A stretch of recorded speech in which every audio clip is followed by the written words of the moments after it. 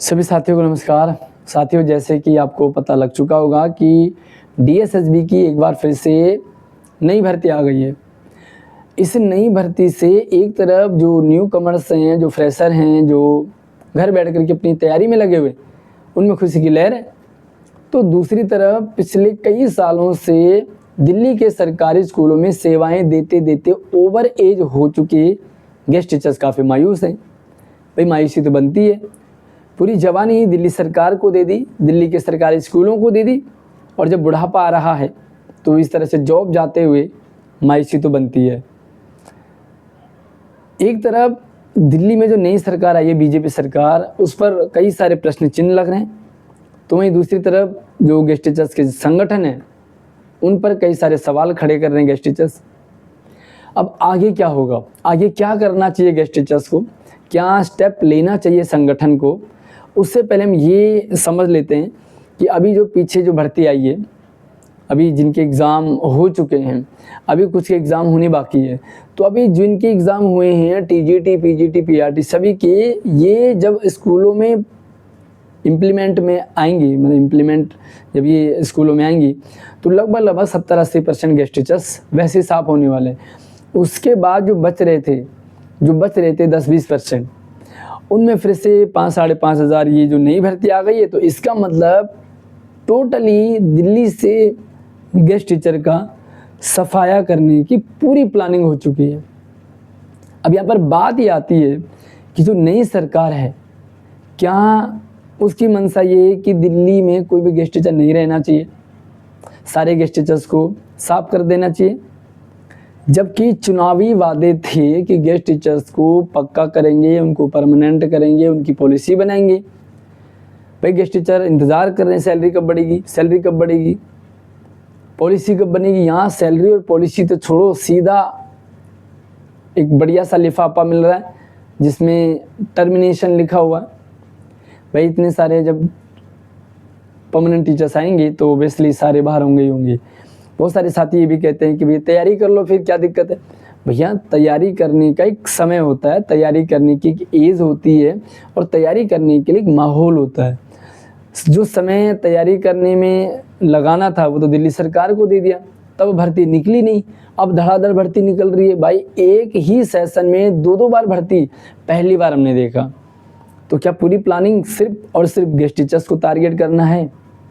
दूसरी तरफ सवाल खड़े हो रहे हैं उन संगठनों पे, जो संगठन डंके की चोट में कहते थे कि हमारी बहुत अच्छी पहचान है बीजेपी से, और लगभग सारे संगठन एक से बढ़कर एक कहता है मेरी इससे जान पहचान है, दूसरी कहता है मेरी इससे जान पहचान है, तीसरी इससे, और चौथा, मतलब हर कोई किसी न किसी से अपनी जान पहचान लगाए बैठा है, और डंके की चोट में कहते हैं कि जी हम करेंगे, हम करवाएंगे, हमें सपोर्ट करो। समझ ये नहीं आया कि अभी पीछे कुछ गेस्ट टीचर्स की लिस्ट आई, जो कि रिलीव होने के बाद आती है, नॉर्मली आती है, ये हर साल आती है। एक लिस्ट जब निकलती है तो सारे संगठन क्रेडिट लेने के लिए आगे आ जाते हैं, जी हमने करवाया। अरे यार, लिस्ट अपने आप आती है भाई, काहे तुम अपनी वाहवाही लूट रहे हो। जो नए गेस्ट टीचर्स हैं उनमें अपनी इमेज बनाने के चक्कर में, झूठी इमेज बनाने के चक्कर में हमने गेस्ट टीचर्स की लिस्ट निकलवाई है। अरे अपने आप आती है भाई। गेस्ट टीचर का जब नाम हट जाता है, सीधा नाम E5 चला जाता है। E5 उसमें थोड़ा सा टाइम ऊपर नीचे लगाता है, लेकिन लिस्ट अपने आप आ जाती है। किसी संगठन का कोई रोल नहीं होता, फिर भी संगठन करे हमने करवाया। तो भाई, जब एक लिस्ट निकलवाने में आप इतना क्रेडिट ले रहे हो, तो अब इस डीएसएसबी की भर्ती का क्रेडिट कौन लेगा? सबसे बड़ा सवाल ये। जब कोई छोटा सा काम होता तो सारे के सारे संगठन, पदाधिकारी, सभी छोटे बड़े गेस्ट टीचर्स के नेता सारे वीडियो, फोटो, मैसेज वायरल कर देते जो हमने करवाया। मैं इंतज़ार में था, और काफ़ी सारे गेस्ट टीचर्स बात कर रहे थे कि अब देखते हैं कि जो डीएसएसबी की जो नई भर्ती आई है, अब इसके लिए कौन सा संगठन क्रेडिट लेगा, जी हमने निकलवाई है। तो यार, अगर आप लिस्ट निकलवाते हो, उसका क्रेडिट लेते हो, तो यार इसका भी तो क्रेडिट लेना आपको पड़ेगा। और क्या यही आपकी मंशा थी? आप कहते हो कि हमारी तो सरकार से बहुत अच्छी पहचान है, हमारा तो लक्ष्य एक ही है, लेंगे तो पॉलिसी। अरे भाई, ये पॉलिसी थी क्या? ये लक्ष्य था क्या आपका? अगर आपकी अच्छी बातचीत चल रही थी अंदर, अगर आपकी बातचीत चल रही थी सरकार से, अगर आपकी बातचीत चल रही थी शिक्षा मंत्री से, मुख्यमंत्री से, आपका उठना बैठना हो रहा है, तो क्या उन्होंने ये नहीं बताया होगा आपको कि भैया हम भर्ती निकलवा रहे हैं? और अगर उन्होंने बताया तो आपने पब्लिक को गुमराह क्यों किया? आपने गेस्ट टीचर्स को आखिर क्यों नहीं बताया कि ये सारी प्रक्रिया चल रही है? एक तरफ गेस्ट टीचर उम्मीद लेके बैठा हुआ है कि शायद अब दीपावली में उनको कुछ खुशखबरी मिलेगी, शायद सैलरी दीपावली में बढ़ेगी, लेकिन दीपावली से पहले ही एक ऐसा गिफ्ट जो टर्मिनेशन का जो पूरी तरह से क्लियर हो चुका है कि अब कोई भी गेस्ट टीचर नहीं बचेगा, अभी बचेगा। जो अभी टीजीटी के निकल के आ रही है, बहुत सारे पीजीटी साथी कह रहे होंगे कि हम तो बचेंगे। भैया अभी टीजीटी की आई है 5,000 और ऐसे 4-5 हज़ार, अब तो पीजीटी की ज़्यादा आएंगी क्योंकि नई शिक्षा नीति में 9th 10th को भी पीजीटी पढ़ाएंगे।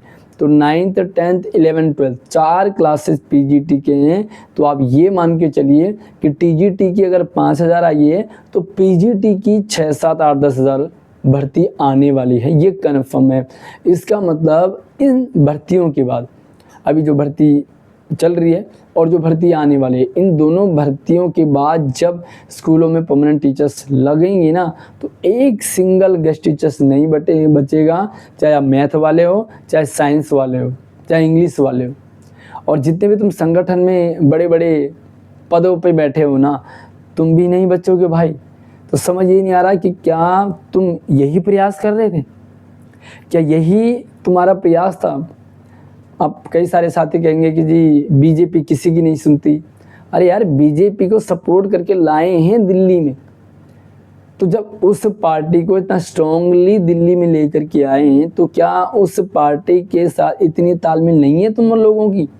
और जब तुम्हारी इतनी तालमेल नहीं है, जब तुम इतना नहीं कर पा रहे हो, तो काहे तुम अपने आप को संगठन बता रहे हो? काहे तुम बार बार फोटो डालते हो कि जो हमने ये काम कर दिया, हमने ये काम कर दिया, हम उनसे मिले, हम इनसे मिले? अरे यार, मिलने के बाद क्या कर रहे हो समझ ही नहीं आ रहा। मिलने के बाद अंदर क्या बात हुई कभी आपने शेयर नहीं किया। तो क्या बाकी सारे तमाम गेस्ट टीचर यही समझे कि आप यही काम कर रहे थे, भर्ती निकलवाओ, भर्ती निकलवाओ? और भर्ती निकलवा भी लोगे तो भाई आप जो पदाधिकारी हैं संगठन में, आपका क्या होगा? क्या आप बच्चे रहोगे? ये सारी प्रक्रिया इसलिए हो रही है क्योंकि गेस्ट टीचर्स कई धड़ों में बढ़ चुका। पहले एक संगठन हुआ करता था, एक के विरोध में 2 होने लगे, 2 के 4 होने लगे, 4 के 10, और आज लगभग 18-20, 15-18 के करीब संगठन दिल्ली में काम कर रहे हैं। 4-4 लोग संगठन लेके बैठे हुए। साथियों, अब एकजुट होने का समय है। आपके ईगो के कारण ही सारा बंटाधार हुआ है। एक संगठन दूसरे की टांग खींचने में लगा हुआ है, और यही अगर आप हाथ पकड़ के चलते हैं ना, तो मजाल ये भर्ती निकल के आती और बहुत जल्दी काम हो जाता। 8 महीने हो चुके हैं बीजेपी को। भैया 9 महीने में तो बच्चा जन्म ले लेता है, यहाँ 8 महीने दिल्ली में बीजेपी को होने वाले हैं। 8 महीनों में कम से कम सैलरी तो बढ़ जानी चाहिए थी, जो तुम अपनी बार बार पहचान की बात करते हो।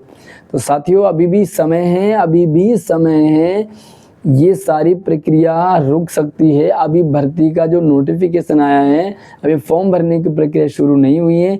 एक बार फॉर्म भरने लग गए तो एग्ज़ाम होंगे तो रिजल्ट आएगा तो सारे गेस्ट टीचर बाहर होंगे। इससे पहले सभी गेस्ट टीचर्स संगठनों के साथ, देखिए सीधी सी बात है, गेस्ट टीचर आज एक है।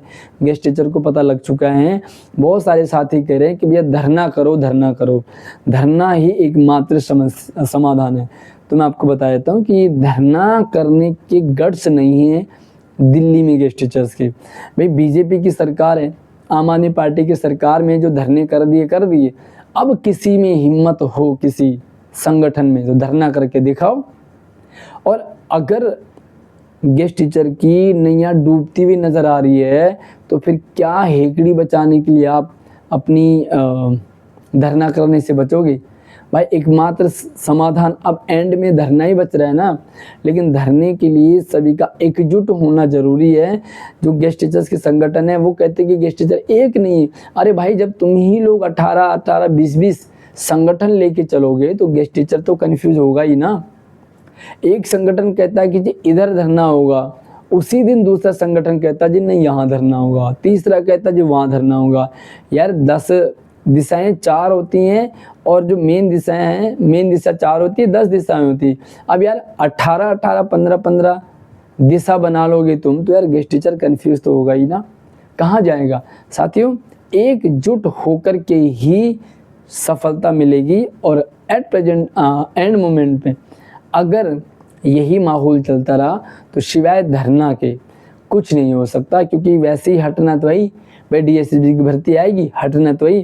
तो जब हटना ही है, जब मरना ही है, तो 2-4 को मार के मरो भाई। धरना उसके बाद समाधान बचेगा। आपकी क्या राय है कमेंट में बताइए, वीडियो को शेयर कर देना ज़्यादा से ज़्यादा। और हाँ, ये संगठनों के कारण ही आज गेस्ट टीचर्स की नैया डूबी है, ये मानना पड़ेगा इन संगठन वालों को। जितने भी संगठन हैं, जितने भी पदाधिकारी हैं, जितने भी बड़े सर वाले हैं, ये सिर्फ अपने नाम चमकाने के लिए हमें सपोर्ट करो, नए गेस्ट टीचर्स को बरगलाने में लगे हुए हैं। भाई हम ही तुम्हारे हैं, हम ही तुम्हारे। अरे भाई, जिस सरकार से आपकी बहुत बढ़िया पड़ती है, जब वो सरकार आपकी नहीं हुई तो उन गेस्ट टीचर्स को बहला फुसला के अपने साथ जोड़ लोगे तो क्या हो जाएगा। गेस्ट टीचर एक था, एक है और एक ही रहेगा।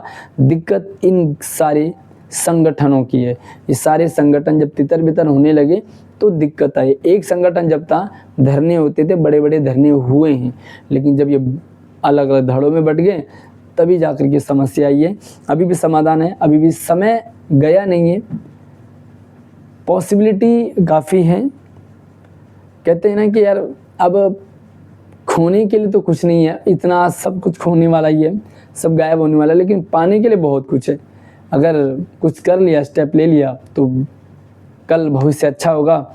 वरना गेस्ट टीचर शादीशुदा हो चुके हैं, बच्चे हो चुके हैं, क्या खिलाओगे यार बच्चों को, कैसे पलेगा गेस्ट टीचर्स का ये परिवार, जो आज ओवर एज हो चुके हैं, लगभग फॉर्म भी नहीं भर पाएंगे। फॉर्म क्या नहीं भर पाएंगे, लगभग 40-45 साल के हो गए, बस 50 साल के हो गए, कहाँ फॉर्म भरेंगे भाई।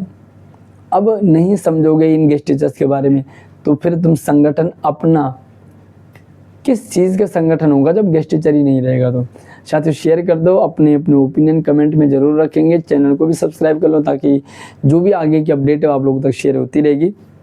धन्यवाद।